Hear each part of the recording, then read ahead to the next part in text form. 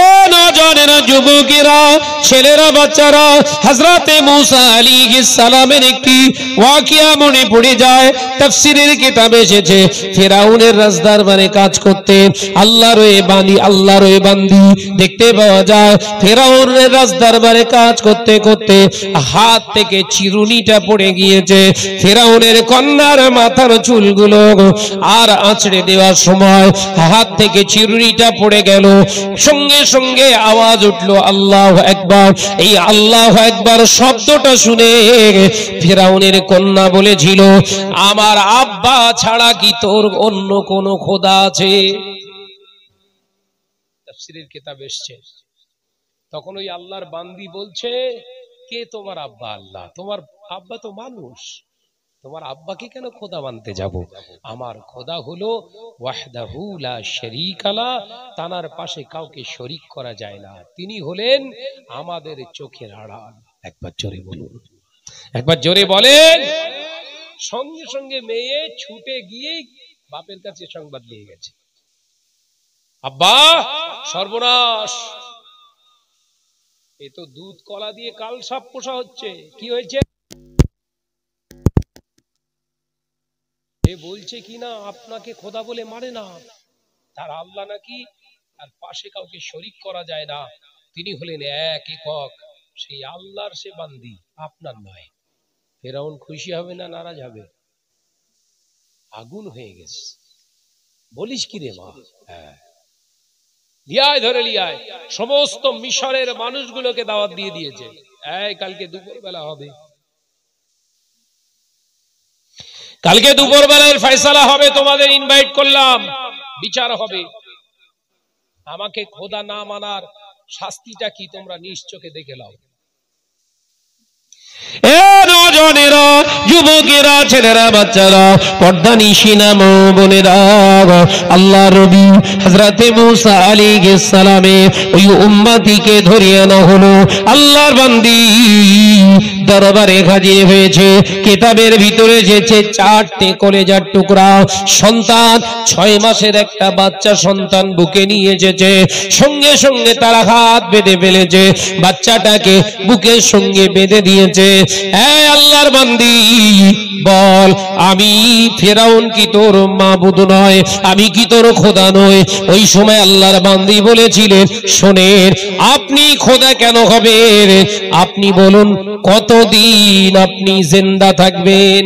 এই খবরটা দিতে পারলেই আমি আপনাকে খোদা মানবো। একবার জোরে বলেন, একবার জোরে বলেন। বলতে পারবেন কেউ কতদিন বাঁচবে? ফেরাউন বলার ক্ষমতা নেই। বাবাজি, ফেরাউন বলল, কেন? এতে বাঁচা মরার কি আছে? হ্যাঁ, আর আমার আল্লাহ কতদিন বাঁচবে আল্লাহ নিজে ডিক্লিয়ার দিয়েছে। একবার জোরে বলে, একবার জোরে হলো না? আমার আল্লাহ কতদিন জিন্দা থাকবে তিনি পরিষ্কার ডিক্লিয়ার দিয়েছে। বলে কি তোর আল্লাহ কি কতদিন? ফেরাউন কিন্তু জানে, ফেরাউন জানে অর্থের বলে চোখ দুটো অন্ধ হয়ে গেছে। কিছু এরকম আছে না নেই? এই কথা বলছেন না কেন? অর্থের লালসায়, অর্থের বলে কিছু মানুষ আছে তারা অন্ধ হয়ে যায়। যেমন টাকা ছিল না, পয়সা ছিল না, দিন আনা দিন খাওয়া, আল্লাহর ঘরে মসজিদে জুম্মাটাও পড়তে যেত, টাকা হয়ে গেছে, মসজিদের কথা বললেই আগুন হয়, ওখানে গিয়ে কি পাস?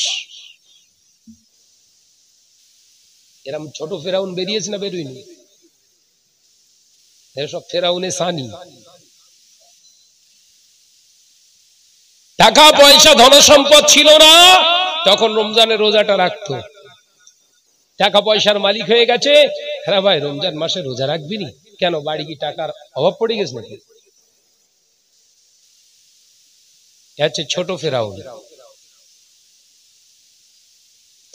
ভাইরা আমার, নজনেরা, যুবকেরা, ছেলেরা, বাচ্চারা, পর্দা নিশিনা মা ও বোনেরা, আল্লাহর ওলি, আল্লাহর মাহবুব বান্দা বান্দি হযরতে মূসা আলাইহিস সালামের উম্মতি বলেছিল, না না না, আপনি কেন আমার খোদা হতে যাবে? আমার আল্লাহর পরিচয় আপনি শুনে, আল্লাহু লা ইলাহা ইল্লা হুয়াল হাইয়ুল কাইয়্যুম, আমার আল্লাহ হলো সেই আল্লাহ ও ফেরাউন, যে আল্লাহ ছিল, যে আল্লাহ আছে, যে আল্লাহ অনন্তকালের জন্য থাকবে। লা তাখুযুহু, পৃথিবীর জমিনে টানার প্রয়োজন হয় না, কোনো প্রয়োজন হয় না, কিছুই প্রয়োজন হয় না। সিনাতু ওয়ালা নাও, পৃথিবীর জমি তার ঘুমের প্রশ্নই আসে না, ঘুমের প্রয়োজন হয় না, বিশ্রামের দরকার হয় না, খাবার দরকার হয় না। আমার আল্লাহ তো সেই আল্লাহ, কিন্তু তুই তো না ঘুমালি তুই বাঁচতে পারিস না। একবার জোরে বলে ঈমান, ঈমান, এটা হচ্ছে ঈমান। এই ঈমান আছে? শুধু এই 500 টাকা দিয়ে বলছে আমার একটু ভাই হিসেবে তুই সাক্ষী দিবি, বিএলআর অফিসে গিয়ে হাজির। 500 টাকার বিনিময়ে নকল ভাই, জমি রেকর্ড হবে। কথা বলছে না কেন? এসব ফেরাউনি কারবার ছাড়েন, এই কারবার ভালো না, এই কারবার হচ্ছে ফেরাউনি কারবার। আর একটা ফেরাউনি কারবার বলবো, বলি রমজান সামনে, শুনেলেন ফেরাউন পিস হিসেবে তরমুজ কিনতো, তরমুজের ব্যবসা ছিল বিরাট, তরমুজ কিনতো পিসে আর বিক্রি করতো ওজনে। শুরু হয়ে গেছে বলে, এখন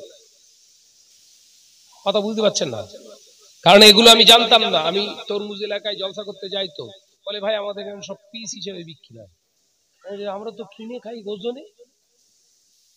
তাহলে ফেরাউনি ব্যবসা কিন্তু জারি আছে। মাথা খারাপ হয়ে যাবে, কাজ করবে না শাহনাজের কথা শুনলে। এ নজনেরা, যুবকেরা, ছেলেরা, সাহাবায়ে কেরামদেরকে এই ওয়াকিয়াটা শোনাচ্ছেন। মেরাজের রাত্রিতে আল্লাহ নবী যখন আসমান দিয়ে যাচ্ছিলেন, বুরাকের উপরে সওয়ার হয়ে প্রথম আসমানে, মিশরের আসমানে যখন আল্লাহ নবী অবস্থান করছে, আল্লাহ নবীর পবিত্র নাক মোবারক একটি সুগন্ধ পেলেন। হযরতে জিবরিল আলাইহিস সালামকে বলেছিলেন, ও ভাই জিবরিল আমিন, আমরা কি বেহেশতের কাছাকাছি আছি? আল্লাহর ফেরেশতা জিবরিল আলাইহিস সালাম বলেছিলেন, না ইয়া রাসূলুল্লাহ, হাবিবাল্লাহ, বেহেশত কোথায়? বেহেশত এখনো দূর, বহু দূর, কিন্তু আমার নাকে যে সুগন্ধি আসে কিসের? ইয়া রাসূলুল্লাহ, হাবিবাল্লাহ, হুজুর, এটা হলো মিশরের ফেরাউনের রাজ্যে, ফেরাউনের রাষ্ট্রে, ওই মিশরের জমিনে মরু ময়দানে একটি আল্লাহর বান্দির কবরস্থ করা আছে। ওই কবরের সুগন্ধিটা আপনার নাকে এসে যায়। একবার জোরে বলেন। নেক কাজ করবেন, কবর থেকে সুগন্ধ বেরোবে। কথা বুঝতে পারছেন না? আমি তখন হাওড়া জেলায় ওই আমতা থানার ভিতরেই এক জায়গায় মাদ্রাসায় তখন চাকরি করছি। কথা বুঝতে পেরেছেন? হাওড়া জেলায় আমতা থানার ভিতরে, উদাহরণস্বরূপ বলছি, তো ওখানে একটা পীর ছিল, ছক্কা পীর। পীরটার নাম কি? ছক্কা। তো ও ডেট দিল যে আমি সামনে শুক্রবারে মোটামুটি মরে যাব। ভক্তরা যত এলাকায় দোকানে যত গোলাপ পানি ছিল আর আতর সব এনে হাজির করে, হুজুর চলে যাবে। শুক্রবার এসেছে, হুজুর আর যায় না। কথা মনে করছেন ভাই আর কি করছে? একদম হাকিকাত, এখনো তার আপনার সেখানে নিয়ে যেতে পারি আমি। শুক্রবার ঢোলে শনিবার চলে এলো, বলে হুজুর কিরাম হলো? বলছেন আমার এখনো দায়িত্ব বাকি আছে। আজরাইল এসে বললেন এখন নেওয়া যাবে না। জোরে বলুন নাউজুবিল্লাহ। কত বড় নেমুখ হারাম বেঈমান! হ্যাঁ, আজরাইল নাকি ওর সঙ্গে কথা বলে। চিন্তা করেছেন মানুষকে ধোঁকা দিচ্ছে কিভাবে? ও আমাদের সব এলাকায় খোঁজ করলে এরকম দুই একটা ছোট পিস আছে, একবার বলি মিলিয়ে দেখেন। আবহাওয়া দপ্তর বলে দিয়েছে চিত্রাং হবে, বলেছিল তো চিত্রাং এই কিছুদিন আগে ঝড় একটা হবে। হ্যাঁ, ঘরের ছেলের বলছে বাবা রে খো এবার মেরেই ফেলবে, চিত্রাং হবে, শুধু বলছে ঘোরাবে। আমার কাছে একজন এসে বলছে ভাই তাহলে কি খেয়ে এলেই? কেন? যা খাওয়ার খেয়ে এলেই? কেন? বলছে চিত্রাং আসবে, সে আইলার থেকে খারাপ। তোর সঙ্গে কি কথা হয়ে গেছে? বলছে হ্যাঁ, ও খবর শোনা হয়ে গেছে। তার মানে আল্লাহর উপরে তাওয়াক্কাল নাই, বিশ্বাস নাই, আবহাওয়া দপ্তরের প্রতি পূর্ণ বিশ্বাস। ছোট ফেরাউন, ইমানদার বলা যাবে না। মাথায় ঢুকছে কথা? ঝড় দেনেওয়ালাকে জোরে বলছেন না, এই জোরে বলেন। ঝড় না দেওয়ার মালিককে, বৃষ্টি নামানোর মালিককে, বৃষ্টি বন্ধ করে দেওয়ার মালিককে, গোটা পৃথিবীময়কে জ্বালিয়ে দেওয়ার ক্ষমতার মালিককে। এই বিশ্বাসটা সব সময় রেখে চলবেন। সব জায়গায় আমার আল্লাহ আপনার সহযোগী হয়ে যাবে। জোরে বলেন। ইমানের জায়গা শেষ। ছেলেদেরকে মেয়েদেরকে বোঝান, ঘরের ছেলেদের মেয়েদেরকে বোঝান ইমান ইয়াকিনের উপরে তারা থাকুক। কথা বুঝতে পারছেন না? রাসূল পাক সাল্লাল্লাহু আলাইহি ওয়াসাল্লামের কলেজার সাহাবী রাসূলুল্লাহ শোনাচ্ছেন মেরাজের রাত্রির ঘটনা, তাফসীরের কিতাব এসেছে। ইয়া রাসূলুল্লাহ বললেন তারপরে কি হলো? জিবরিল আলাইহিস সালামকে এবার নবী জিজ্ঞাসা করছে, জিবরিল তারপরে কি হলো? কারণ মুসা আলাইহিস সালামের ওই ইতিহাসটা রাসূল পাক সাল্লাল্লাহু আলাইহি ওয়াসাল্লাম জানতেন না, জিবরিল স্বয়ং নবীকে শোনাচ্ছে। একবার জোরে বলুন। চলছে বোরাক চলছে আর কাহিনী চলছে। একবার জোরে বলুন।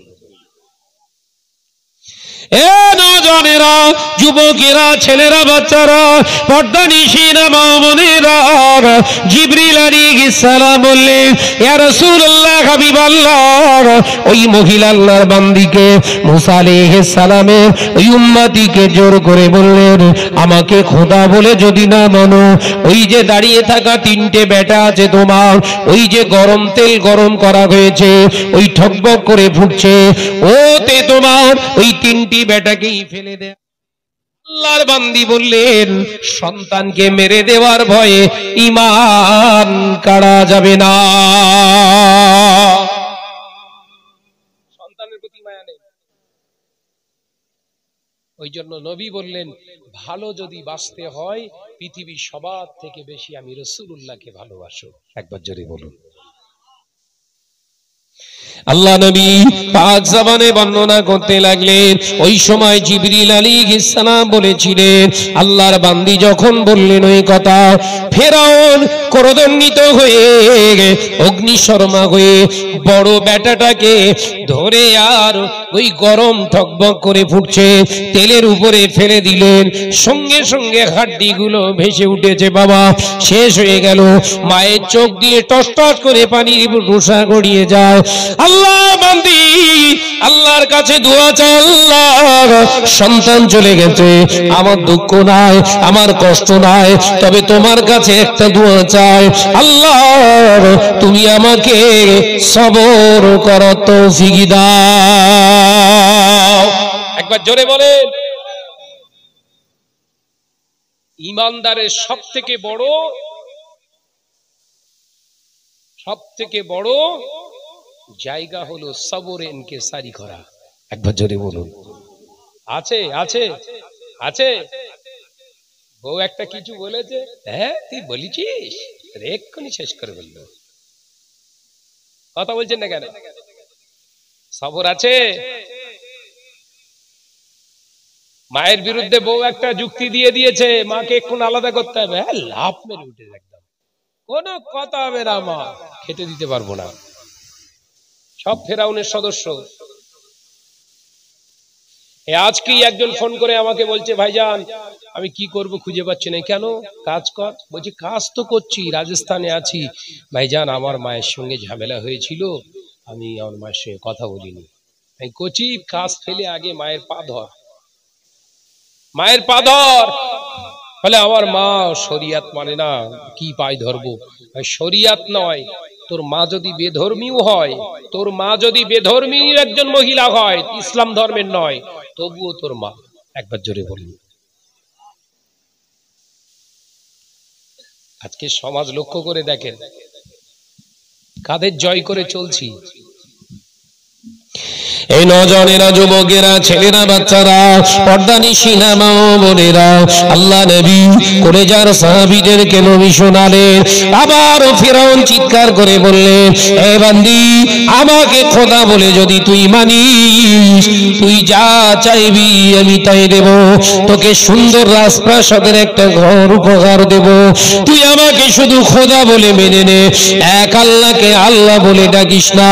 আল্লাহর বান্দি বললেন, ফিরআউন শুনে রাখ, তুই আমার ঘর নয়, তোর রাজপ্রাসাদটা নয়, যদি দুনিয়ার মালিক আমাকে তুই বানিয়ে দেওয়ার চেষ্টা করিস, বিনিময়ে যদি আল্লাহকে ছেড়ে দিতে বলিস, আমি দুনিয়া ছেড়ে দেব, আল্লাহকে ছাড়তে পারবো না।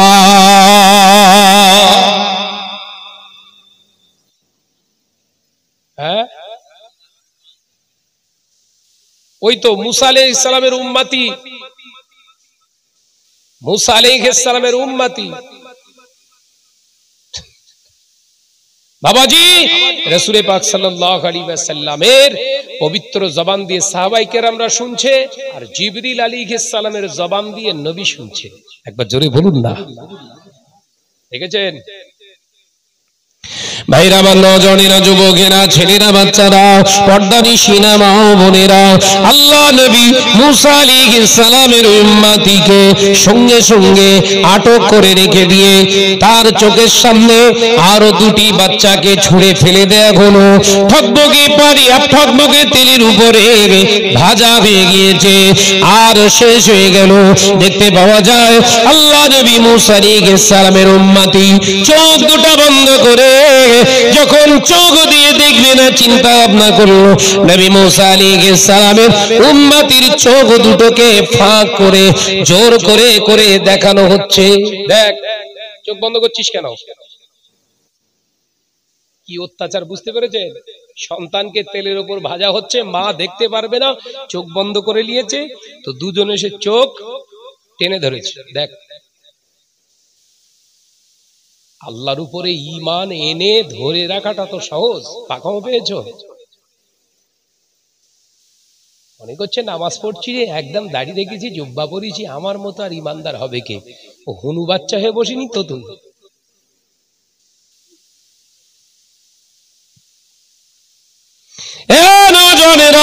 যুবকেরা, ছেলেরা, বাচ্চারা, পর্দানিশিনা মা ও বোনেরা, আল্লাহ নবী হযরত মুসা আলাইহিস সালামের উম্মতিটি দেখতে পাওয়া যায় আল্লাহর কাছে রোনাজানি করতে লাগলেন, আল্লাহ আমার চোখের শীতলতা দান করে দাও।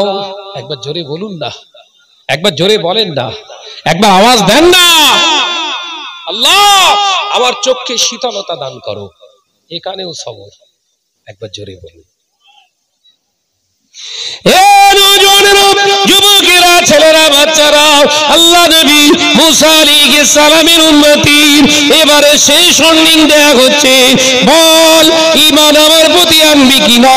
আমার প্রতি ঈমান যদি না আনো তাহলে কোলের বাচ্চাটাকেও শেষ করে দেয়া হবে, 6 মাসের বাচ্চাকেও শেষ করে দেয়া হবে। বল বল কি ঈমানটা তুই আমার প্রতি আনবি কিনা?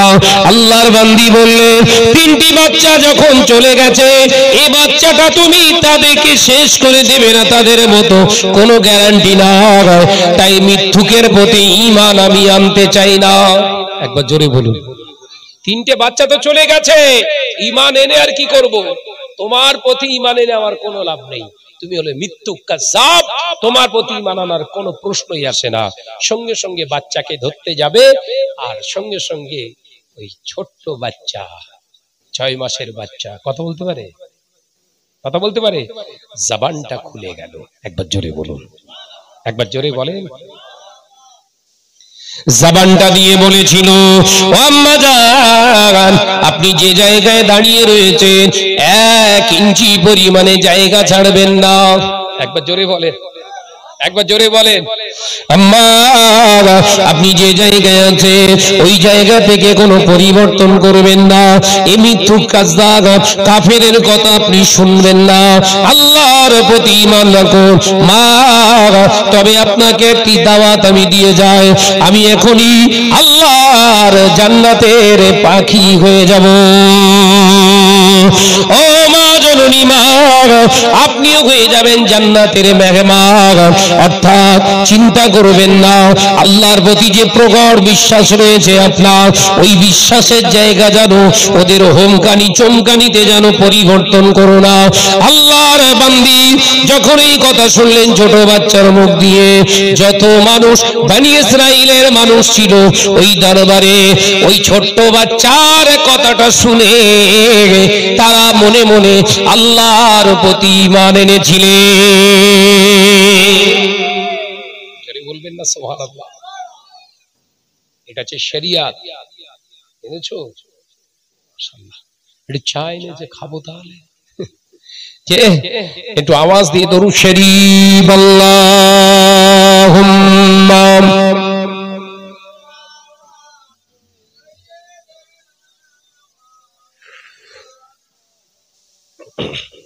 আওয়াজ কমে গেছে, চা খাচ্ছি তাই নাকি? বাবাজির একটু আওয়াজ দিয়ে পড়ো। আল্লাহুম্মা সাল্লি আলা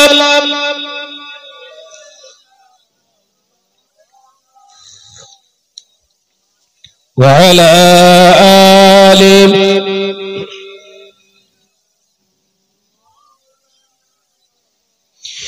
ওই মদিনার বাদশা তুমি নবী সরওয়ার, ওই মদিনার বাদশা তুমি নবী সরওয়ার।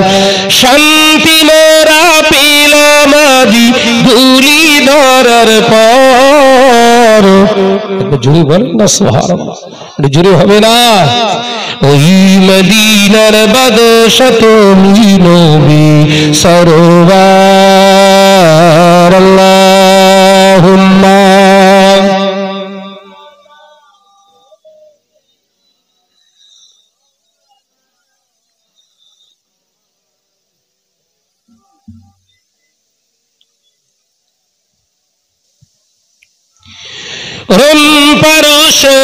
ইরাকে দিনে পৌঁছালে সবখানে,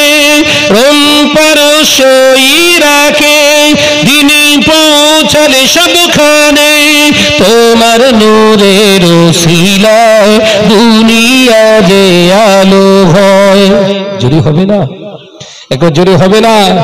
তোমার নূরের ছোঁয়া লেগে ঘুচল অন্ধকার, ওই মদিনার বাদশা তুমি নবী সরওয়ার, ওই মদিনার বাদশা তুমি নবী সরওয়ার। শান্তি মোরা পেলাম আজি ধুলি ধরার পর, ওই মদিনার বাদশা তুমি নবী সরওয়ার। আল্লাহুম্মা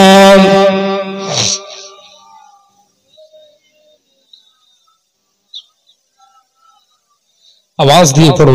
আলা আলি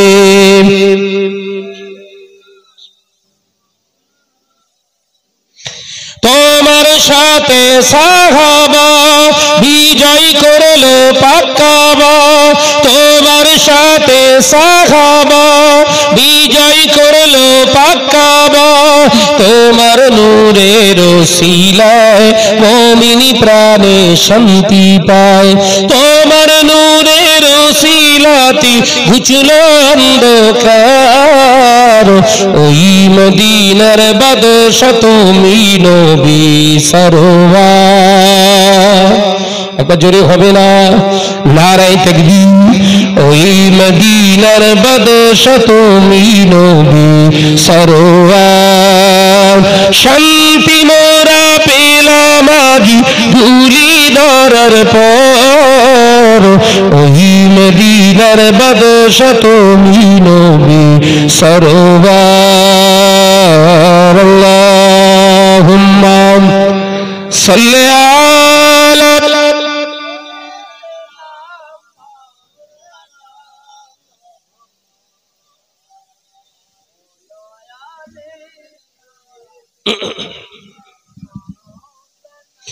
আমার নজনেরা, যুবকেরা, ছেলেরা, বাচ্চারা, পর্দানিশীনা মা বোনেরা, আলোচনা বোঝাতে চেয়েছিলাম আল্লাহর বান্দির সামনে বাচ্চাটাকেও শেষ করে দেয়া হলো। কিতাবের ভিতরে এসেছে আল্লাহর ওই নেক বান্দি মুসা আলাইহিস সালামের উম্মতিকে দেখতে পাওয়া যায় পিচ মোড়া করে বেঁধে তাকেও জ্বলন্ত ওই তেলের উপরে তাকেও শেষ করে দেয়া হলো। এ নজনেরা, তানাদের হাড় গুলো ফেরাউনের লোক লস্কর ওই মিশরের মরু ময়দানে ফেলে দিয়ে যায়। আল্লাহ হুকুম করলে ওরে জিবরিল আমিন যাও, আমার বান্দি দুনিয়া ছেড়ে দিতে রাজি হয়ে গিয়েছে, আমার প্রতি বিশ্বাস আসছে ছাড়েনি, তাই যাও যাও আমার বান্দির জানাজাটা তুমি আদায় করো। এ জিবরিল আমিন তুমি ইমামতি করবে আর তোমার পিছনে আমার জমিন আসমানের ফেরেশতাগুলো তাদের জানাজার মুসল্লি হয়ে যাবে।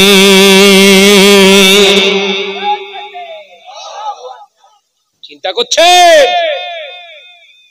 দুনিয়া দুনিয়া করে পাগল হয়েছে যে দুনিয়ার মানুষ আপনার সঙ্গে প্রতারণা করে, সেই দুনিয়ার প্রতি এত বিশ্বাস কিসের? দুনিয়ার প্রতি এত বিশ্বাস কিসের?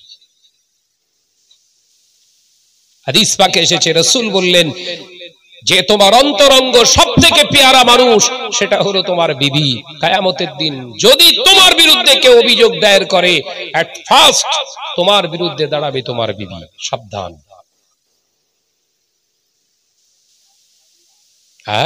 বিবির সঙ্গে কম্প্রোমাইজ সব জায়গায় করবে। শরিয়ত বলছে তিনটে জায়গায় কোন রকম কম্প্রোমাইজ নয়। শুনছেন? ক জায়গায়? জোরে বলেন। তিন জায়গায়। নাম্বার 1, বিবি বলছে আজকে আমার শরীরটা ভালো না, অসুস্থ লাগছে, নামাজ পড়বো না। রাসূল বললেন মেনে নিও না। ভাই নিজেই নামাজ পড়ে না তো কি বলবো, নিজেই 1 নম্বরে তারিখ। দ্বিতীয় আবদার, বিবি বলছে ভালো জামা ভালো কাপড় কিনে দিয়েছেন, এই কাপড়টা পরে আমি একটু আমার দুলা ভাইয়ের বাড়িতে যাব, হেজাব করব না। রাসূল বললেন কোন রকম কম্প্রোমাইজ নয়, মেনে নিও না। আমাকে আপনাকে জাহান্নামে যাওয়ার জন্য অন্য কোনো কাজ করা লাগবে না, শুধু বিবিটাকে ছেড়ে দেবেন, তো আপনার জন্য কনফার্ম রিজার্ভেশন টিকিট রেডি করবে। তুমি নামাজ, রোজা, হজ, যাকাত, কাবা বাইতুল্লাহ শরীফ পারিস তো ঘরে এনেও রাখ, তাও আমি আপনার কাছে সিউরিটি টিকিট দিয়ে যাচ্ছি, বিবিটাকে শুধু ছেড়ে রাখবেন, ও একাই কাফি। একদম রিজার্ভেশন কনফার্ম, আপনার জন্য জাহান্নামও তৈরি করে রাখবে একদম। কথাটা ঠিক বলিস না? জোরে বলেন। আমার ঘরে মা বোনরা হয়তো, ভাবিরা হয়তো রাগ করছে, তারা হয়তো বলা করছে শাহনাজ ভাই আমাদের বারবার উল্টো পাল্টা বলে রেখে যায়, তোদের ভালোবাসি বলে বলি, যদি ধান্দা অন্য থাকতো কিচ্ছু বলতো না, যা পারিস করবে যা। ভালোবাসে যাদের তাদেরকে একটু বেশি টাইট দেয়। কথা ঠিক না ভুল? জোরে বলেন। কিছু কিছু নজওয়ান ছেলেরা বলে শাহনাজ ভাই শুধু মেয়ে লোকের উল্টো পাল্টা বলে, মেয়ে লোকের উল্টো পাল্টা। ওরে সোনা, ওদের কদর কত তুই কি জানবি? তোর তো 12-14টা সব লাইন আছে, হোপিং লাইন তো 12-14টা, তুই ওর কদর বুঝিস?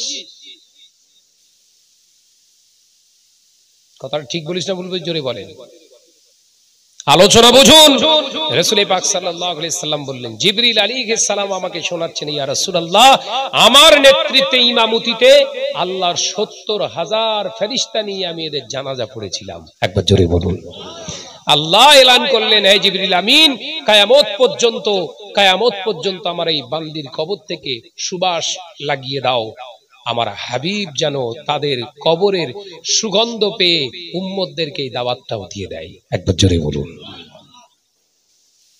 জায়গাটা কি বুঝলেন? শত বিপদ, বাধা, বিপত্তি, শত প্রতারণার মাঝখানেও ঈমান টিকিয়ে রাখা আপনার জন্য ফরজ। কিছু হাইব্রিড মশলা আছে, হাইব্রিড মশলা দেয় কি, জান বাঁচানো ফরজ। হাইব্রিড ফতোয়া বলো, এ ফতোয়া দিশি না। জান বাঁচানো ফরজ নয়, ঈমান বাঁচানো ফরজ। কথা বুঝতে পারেননি? জান থেকে কি হবে যদি ঈমান না থাকে? 1 ঘন্টা বাঁচুন, ওমরে ফারুকের মতো বাঁচুন। 100 বছর ওই উবাই ইবনে সুলুলের মতো বেঁচো না। উবাই ইবনে সুলুল কে ছিল? রাসূলের পিছনে নামাজ পড়েছিলেন, রাসূলের পিছনে নামাজ পড়ে রাসূলের হাতে হাত দিয়ে সাহাবীর দরজা পেও চির জাহান্নামী। কি হবে বলেন?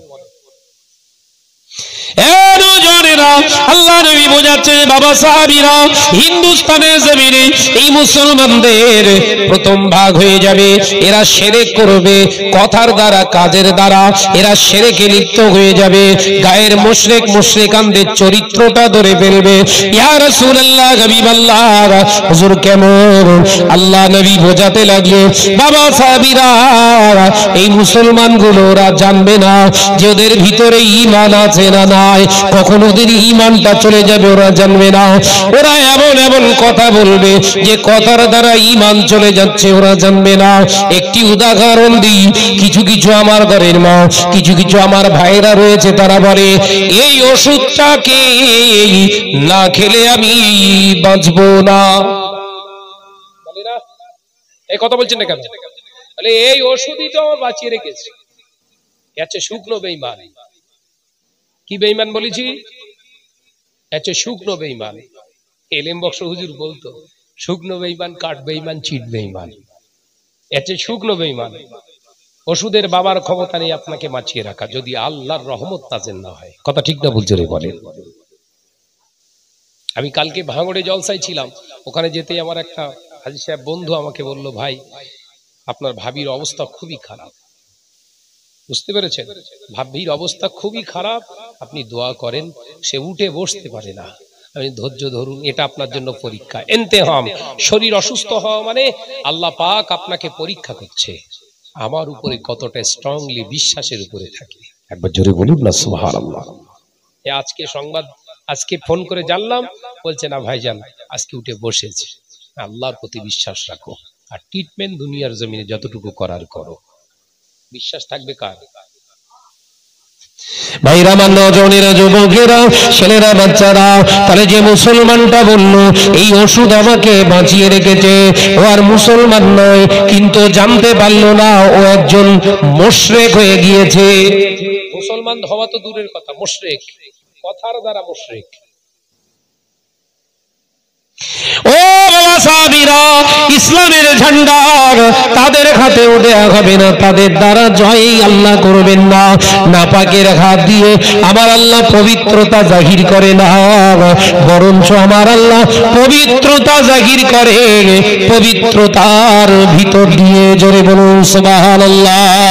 এ নজরেরা, আল্লাহ নবী বললে এই গাজওয়াতুল হিন্দের দ্বিতীয় দলটা যারা হবে তারাও শেষ হয়ে যাবে, তারাও শেষ হয়ে যাবে।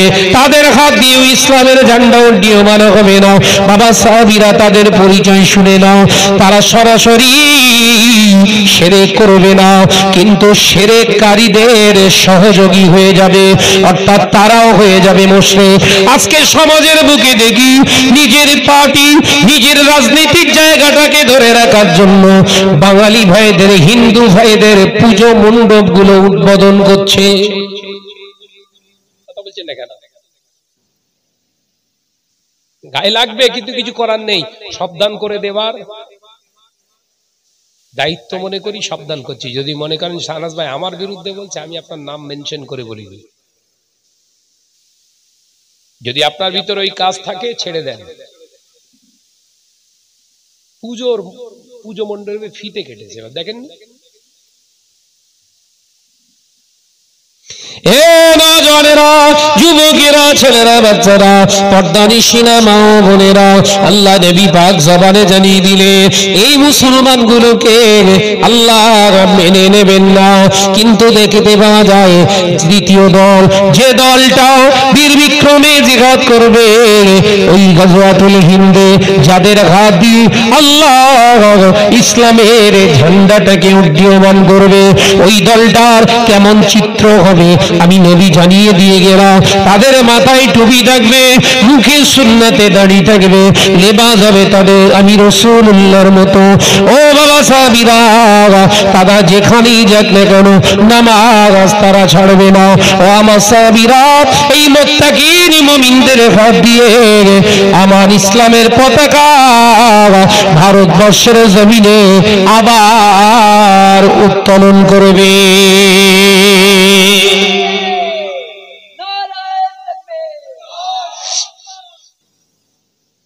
কাদের হাত দিয়ে ইসলামের পতাকাটা উঠবে বুঝতে পেরেছেন?